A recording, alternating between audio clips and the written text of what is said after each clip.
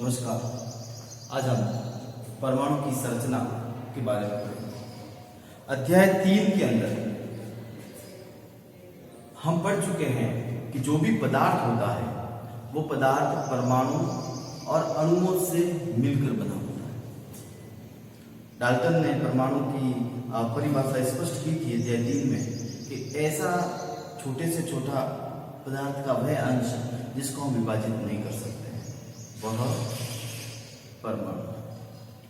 लेकिन अब प्रश्न यह उठता है कि जितने भी पदार्थ हैं वो पदार्थ परमाणुओं से मिलकर बने हैं, तो एक पदार्थ और दूसरे पदार्थ के परमाणु भिन्न भिन्न क्यों होते हैं, अलग अलग क्यों होते हैं, ये पहला प्रश्न है।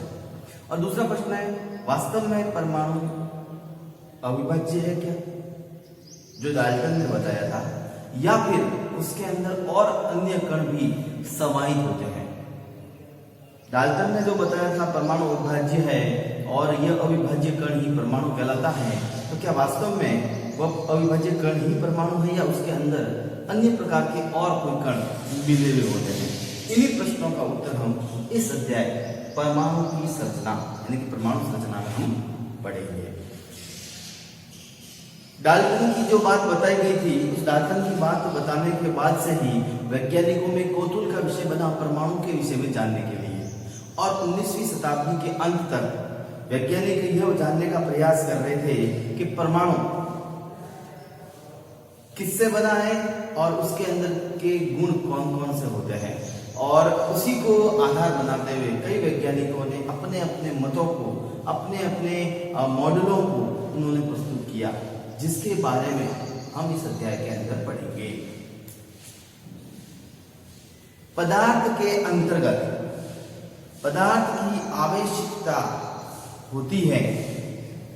चूंकि पदार्थ परमाणुओं से मिलकर बना होता है, अतः पदार्थ की आवश्यक भाग उसके अंदर पाया जाता है। उसके लिए एक छोटा सा प्रयोग हम हमारे घरों के अंदर कर चुके हैं।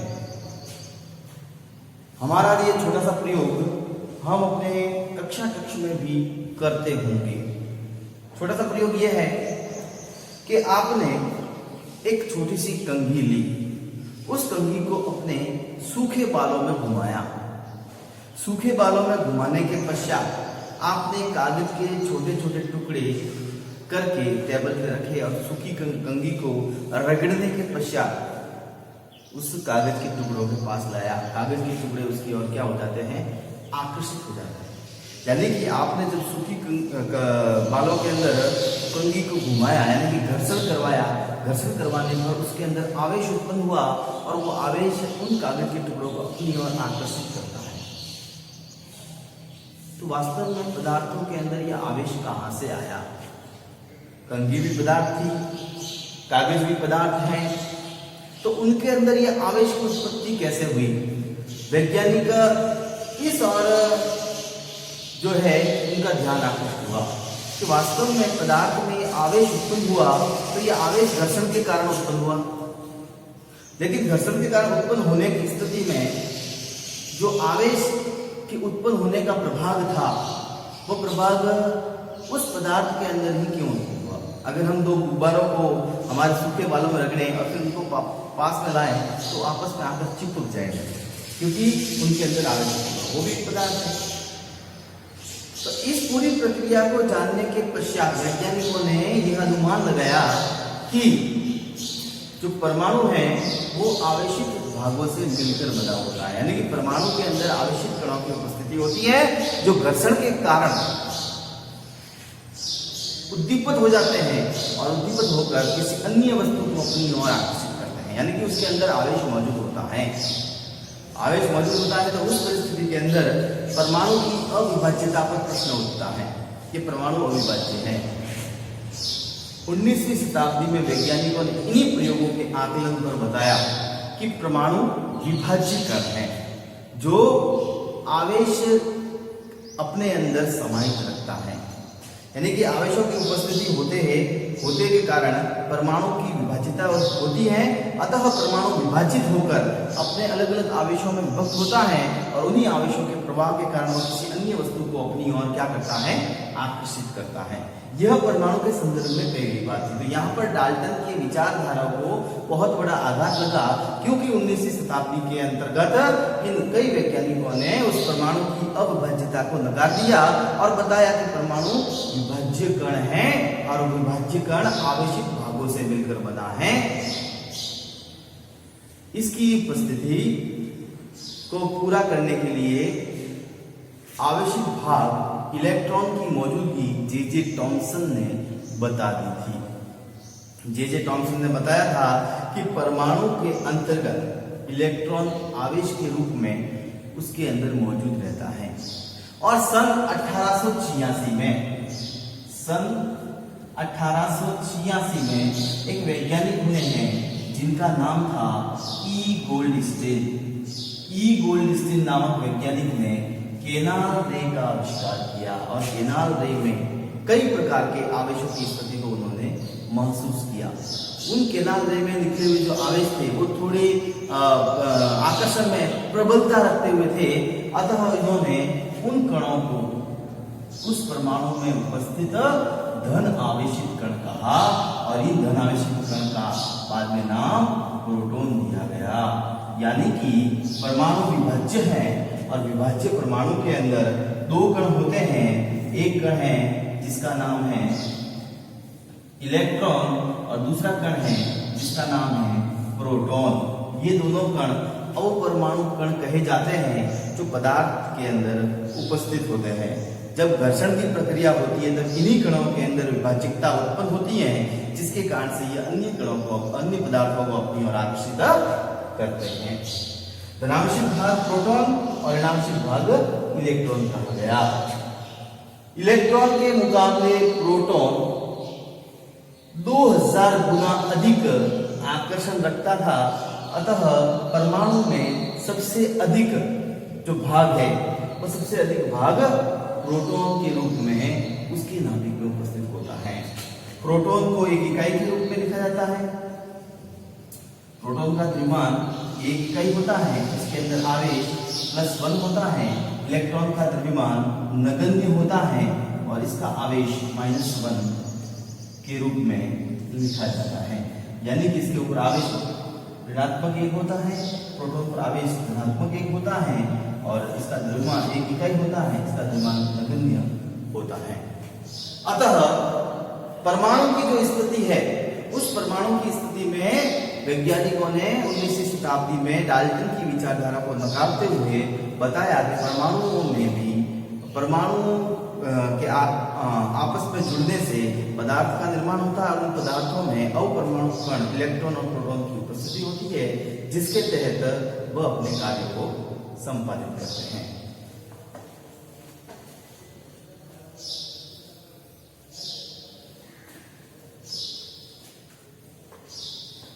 अब आगे प्रश्न यह उठता है कि परमाणु में अगर इलेक्ट्रॉन और प्रोटॉन की उपस्थिति है, यानी कि परमाणु में अपरमाणु कण की उपस्थिति है जो पदार्थ के निर्माण के लिए उपयोगी है, तो डाल्टन की विचारधारा यहाँ पर शून्य साबित होती है। और उस शून्यता के अंतर्गत वैज्ञानिकों का आकलन उन नए प्रयोगों को करना था जिसमें परमाणु की उपस्थिति इलेक्ट्रॉन और प्रोटॉन की किस प्रकार से है, यानी कि परमाणु में इलेक्ट्रॉन और प्रोटॉन किस प्रकार से व्यवस्थित रहते हैं, इस और वैज्ञानिकों का ध्यान आकर्षित हुआ। परमाणुओं के अंदर इलेक्ट्रॉन और प्रोटॉन की व्यवस्था के संदर्भ में कई प्रकार के मॉडलों को प्रस्तुत किया गया। सर्वप्रथम इसमें जे टॉमसन का परमाणु मॉडल था जो उन्होंने परमाणु की संरचना के संबंध में प्रस्तुत किया था। तो आइए जे टॉमसन के बारे में पढ़ते हैं। जे टॉमसन ने परमाणु के संबंधित एक मॉडल प्रस्तुत किया। उस मॉडल को उन्होंने क्रिसमस केक की तरह बताया कि परमाणु एक धनावेशित गोला है। जे टॉमसन का जो परमाणु मॉडल था उसमें उन्होंने बताया परमाणु एक धन आवेशित गोला है।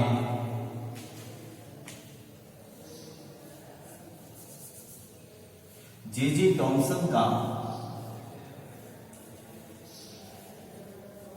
परमाणु मॉडल। परमाणु एक धनावेशित गोला है और इलेक्ट्रॉन इसमें धसी हुई अवस्था के अंदर रहते हैं। उन्होंने क्रिसमस केक की तरह इसको बताया कि जो क्रिसमस केक होता है जिसके अंतर्गत सूखे मेवे जिस प्रकार धसे हुए होते हैं, उसी प्रकार परमाणु एक धनावेशित गोला है और इलेक्ट्रॉन इसमें धसी हुई अवस्था के अंदर पाए जाते हैं। हम छोटा सा एक उदाहरण और ले सकते हैं। इसकी जो प्रक्रिया है वो हम तरबूज के रूप में भी व्यक्त कर सकते हैं।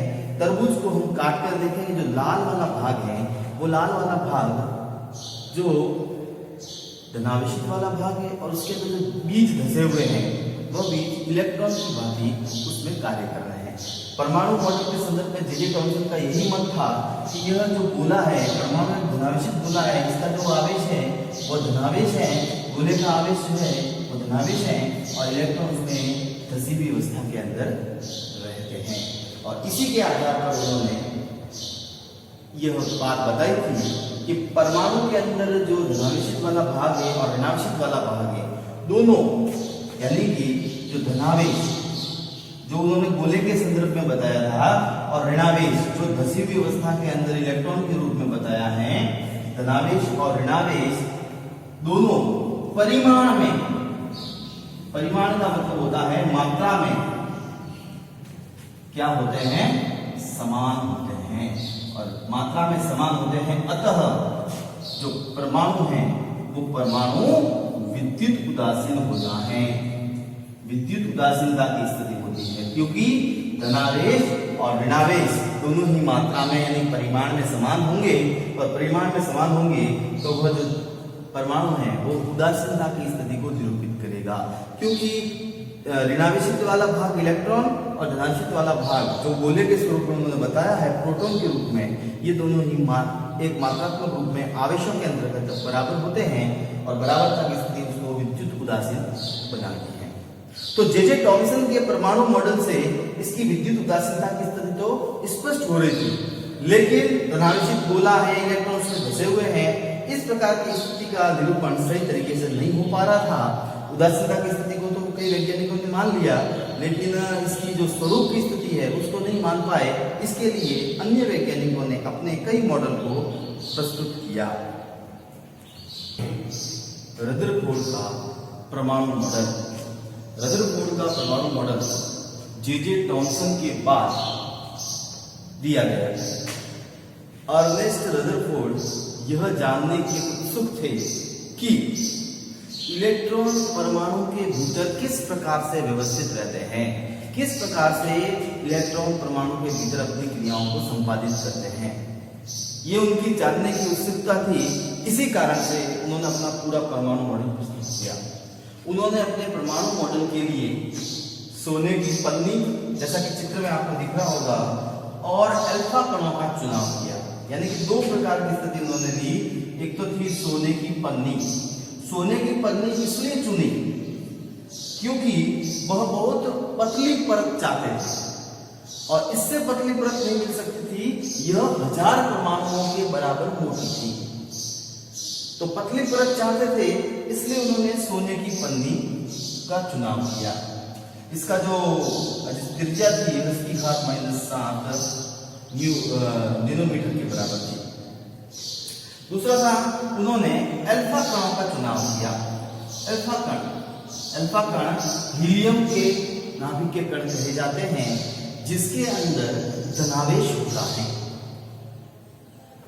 उनका अनुमान यह था कि यह उच्च ऊर्जा युक्त कण है। जो कण सोने की पतली पन्नी पर गिरेंगे तब कई प्रकार का विक्षेपण है वो प्रस्तुत करेंगे। इन कणों का जो आवेश है वो 4 यूरेनियम, द्रव्यमान आवेश 4 यूरेनियम होता है।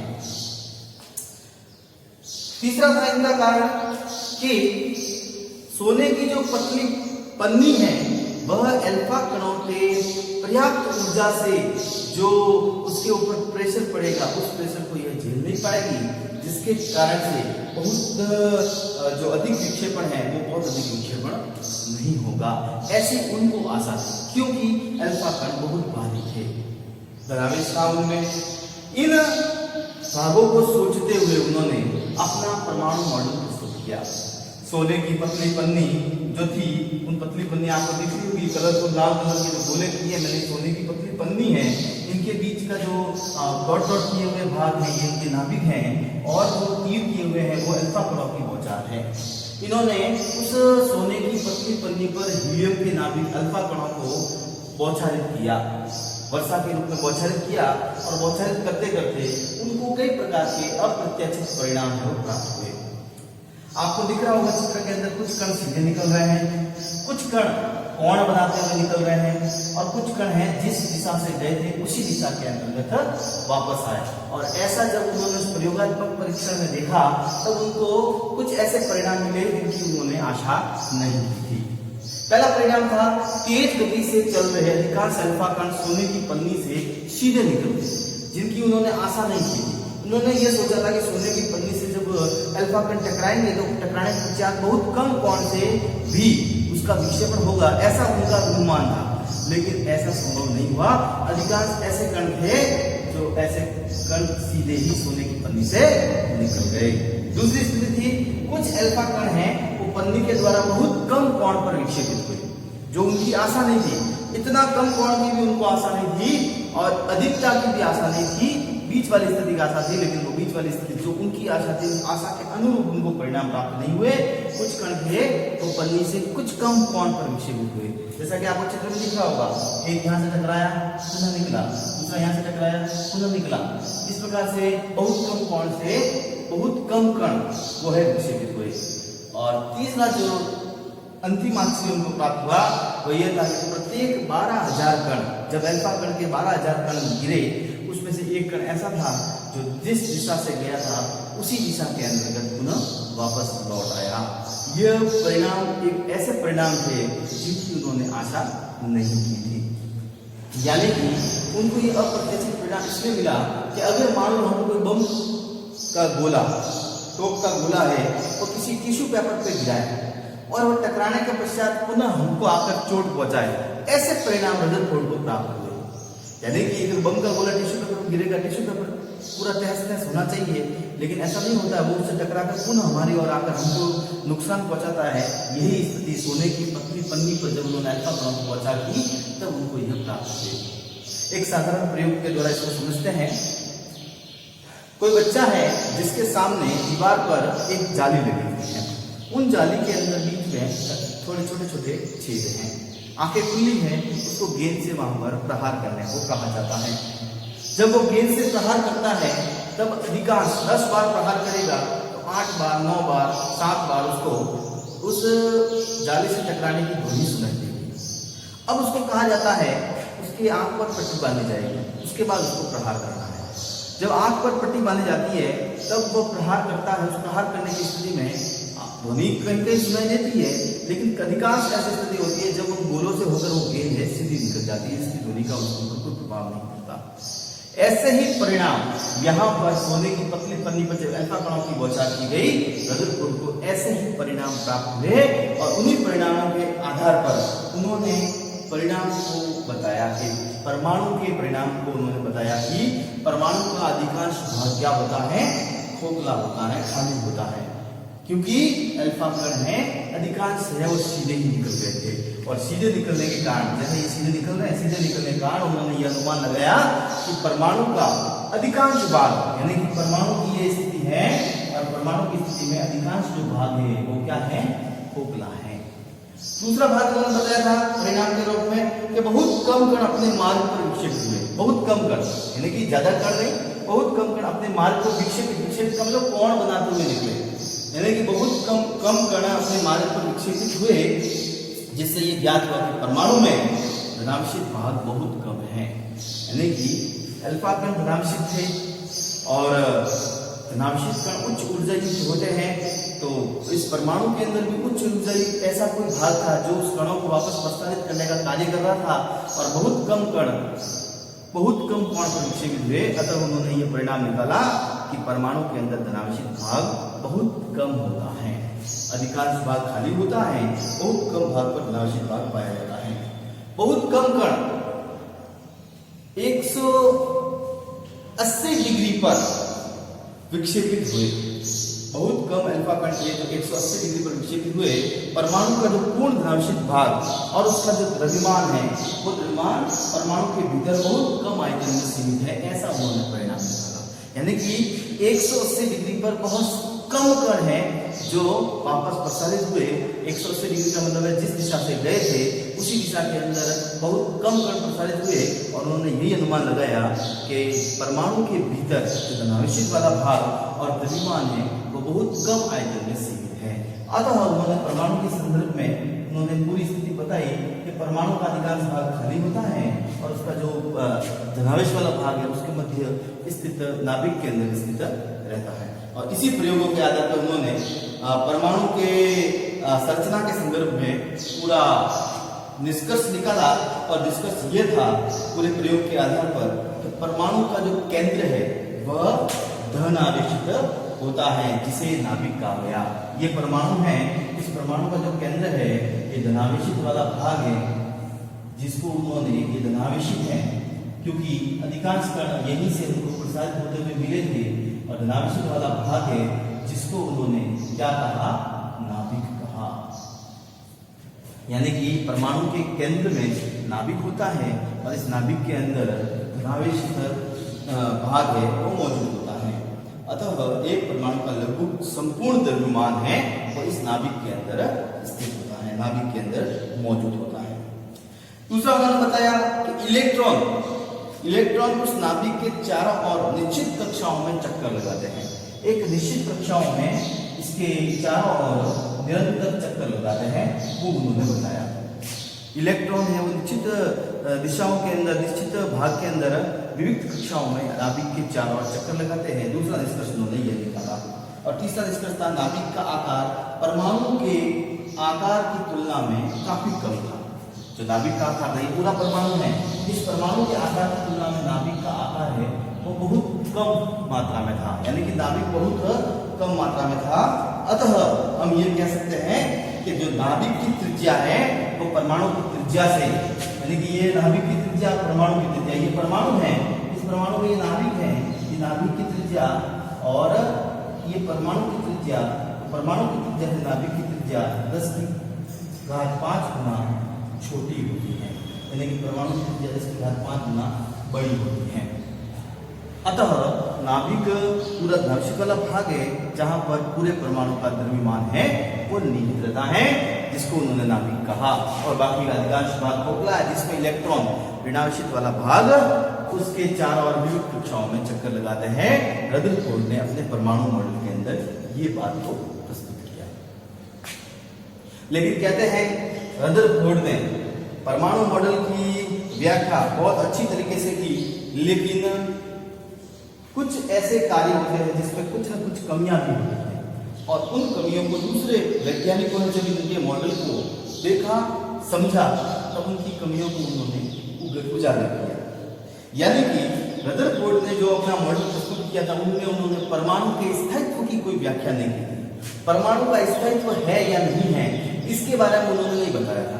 उन्होंने जरूर ये बताया था कि परमाणु का अधिकांश भाग खोखला है, परमाणु का संपूर्ण द्रव्यमान एक केंद्र में नहीं है जिसको नाभिक कहा। उन्होंने ये सब बातें उन्होंने बताई थी, लेकिन परमाणु के स्थायित्व की जो व्याख्या है वह स्थायित्व की व्याख्या नहीं की थी।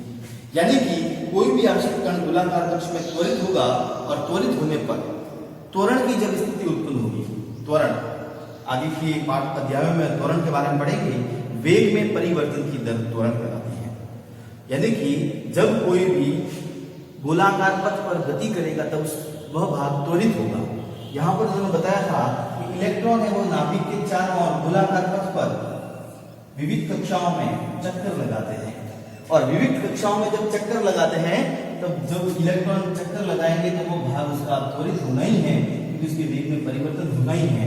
और वो परिवर्तन जब होगा तो परिवर्तन होने की स्थिति में इलेक्ट्रॉन है वो अपने नाभिक के अंदर ही गिर जाएगा, यानी कि इसका ऋणावेशित भाग अपने धनावेश में ही गिर जाएगा। तो उस परिस्थिति के अंदर परमाणु का स्थायित्व है वह नहीं बन पाएगा। स्थायित्व नहीं बन पाएगा तो परमाणु का स्थायित्व क्या है उसके बारे में रदरफोर्ड है अपनी बात को प्रस्तुत नहीं कर पाए थे। छोटा सा उदाहरण है जिस उदाहरण से हम ये इलेक्ट्रॉन की स्थिति समझते हैं।